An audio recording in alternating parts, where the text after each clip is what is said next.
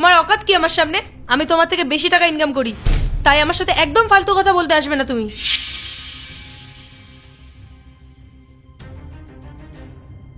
পায়েল এসব কি বলছিস তুই? আর কি বলবো, তখন থেকে ও কি সব বলে যাচ্ছে। আরে ও তো ইয়ার্কি করছিল, তুই এত সিরিয়াস কেন হচ্ছিস? যাই হোক, এই মানুষটার সাথে আমি আর কোনো কথাই বলবো না। হয়ে গেছে আমার অ্যানিভার্সারি, আমার আর এর থেকে কোনো এক্সপেকটেশনই নেই। পায়েল, আমি তো তোমার সঙ্গে একটু ইয়ার্কি মারছিলাম, আর তুমিও তো আমার সঙ্গে ইয়ার্কি মারছিলে, আমি তো কিছু মনে করিনি। যাই হোক, হয়ে গেছে আমার অ্যানিভার্সারি, পার্টি ওভার। আমি এই রকম মানুষ আমার লাইফে চাই না। পায়েল, তুমি ওভার রিয়াক্ট কেন করছো? Overreact? আমি তো কোনো রিয়াক্টই করিনি এখনো। Guys, party over. আরে ইয়ার, what is this? Guys please stop. Payel, আমরা সবাই চলে যাব, তুই তার আগে আমাদের জন্য একটা কাজ করতে পারবি? Megha, this is not a right time. আমার এখন কিছুই করতে ভালো লাগছে না, please leave me alone. Please Payel, আমার জন্য। সিরিয়াসলি বল, কি বলবি? তোর ঘরে একটা হোয়াইট বোর্ড ছিল না, সেটা কোথায়? আমি কি করে বলবো, পড়ে আছে হয়তো স্টোর রুমে কোথাও। দাঁড়া একটু, আমি আসছি। কি হচ্ছে এসব?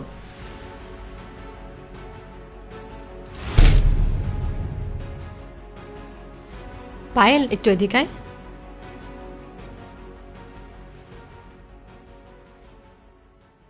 এই নে মার্কার। কি এইসব? এর মধ্যে 10 জনের নাম লেখ যারা তোর জীবনের সব থেকে গুরুত্বপূর্ণ। কি করাচ্ছিস তুই আমাকে দিয়ে? আমার এসব করার একদম মন নেই। আমায় ভরসা করিস তো? তাহলে প্লিজ আমার জন্য লেখ।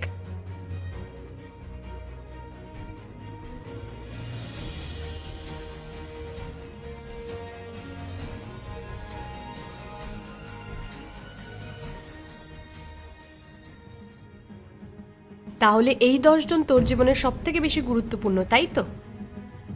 এবার একটা কাজ কর, এই নামগুলোর মধ্যে থেকে 2 জনের নাম তুই মুছে দে। কিন্তু কেন? আগে মোচ তো তুই। মেঘা, পূজা, আই এম সরি, আমি তোদের নামটা মুছছি, কারণ family comes first. We understands.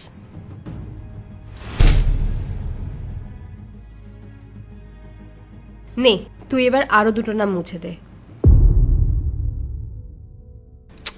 কর।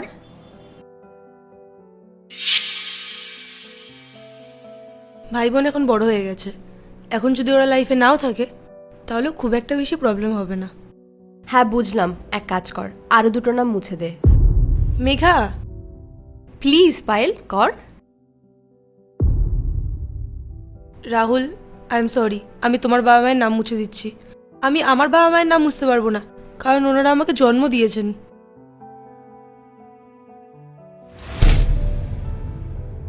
তুই আবার 2টো নাম মুছে দে।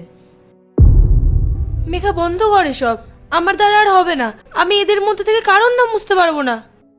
তুই এভাবে ছেড়ে দিতে পারিস না, তোকে এটা শেষ করতে হবে। প্লিজ তুই আমাকে বোঝার চেষ্টা কর। আমি যদি আমার বাবা মায়ের নাম মুছে দিই তাহলে স্বয়ং ভগবানও আমাকে ক্ষমা করবে না। প্লিজ পায়েল। তুই বাবা মায়ের নাম মুছে দিলি? হ্যাঁ জানি, ওনারা আমাকে জন্ম দিয়েছেন, কিন্তু ওনারা সারা জীবন আমার সাথে থাকবেন না। ওনাদের বয়সও হয়েছে, সুতরাং ওনাদের ছাড়া জীবনে চলা যায় অন্য কারোর হাত ধরে। আমি সবটাই বুঝতে পারছি, তোকে দিয়ে সব করানোর জন্য I am really sorry Payel. এখন এই যে 2টো নাম আছে তাদের মধ্যে থেকে একজনকে তোকে বেছে নিতেই হবে। না মেঘা, আমার দ্বারা আর হবে না। এরা দুজনই আমার সব। রিক আমার সন্তান, আর রাহুল, রাহুল আমার স্বামী। রিককে আমি জন্ম দিয়েছি। I am so sorry Payel, আমি তোকে একটা জিনিস বোঝাতে চাইছি। তার জন্য এই 2টো নামের মধ্যে থেকে একটা তোকে মুছতেই হবে।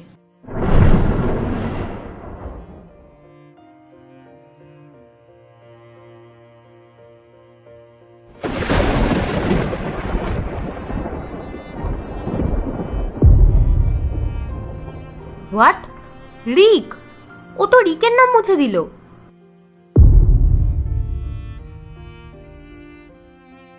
হ্যাঁ জানি রিক আমার ছেলে, কিন্তু কি গ্যারেন্টি আছে যে ও সারা জীবন আমার সাথে থাকবে? ও নিজের বিয়ের পর তো ওর বউকে নিয়ে আলাদাও হয়ে যেতে পারে, পড়াশোনা বা জবের জন্য বাইরে চলে যেতে পারে, বা আমাকে কোনো বৃদ্ধাশ্রমে রেখে দিয়ে আসতে পারে। যে কোনো কিছু হতে পারে, বলা যায় না। আর রাহুল আমার স্বামী, যে সবসময় আমার সাথে থাকবে, শেষ মুহূর্ত পর্যন্ত আমার পাশে থাকবে, আমার খেয়াল রাখবে, আমার সব দরকার পূরণ করবে। আমি রাগ করলেও আমায় ভালোবাসবে, যেটাও সবসময় করে। পায়েল, যে মানুষটা তোর জন্য এত কিছু করে, তোর জন্য এত কিছু ভাবে, তুই যাকে ছাড়া নিজের জীবনে কিছুই ভাবতে পারিস না, তার যোগ্যতা নিয়ে তুই এই ঘর ভর্তি লোকের সামনে এসব বললি?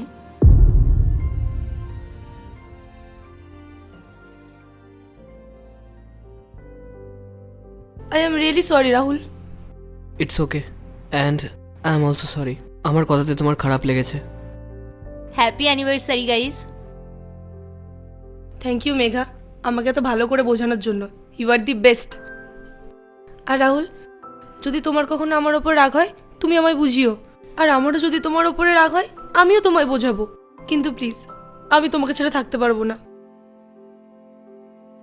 আমিও তোমাকে ছাড়া থাকতে পারবো না। Happy anniversary guys.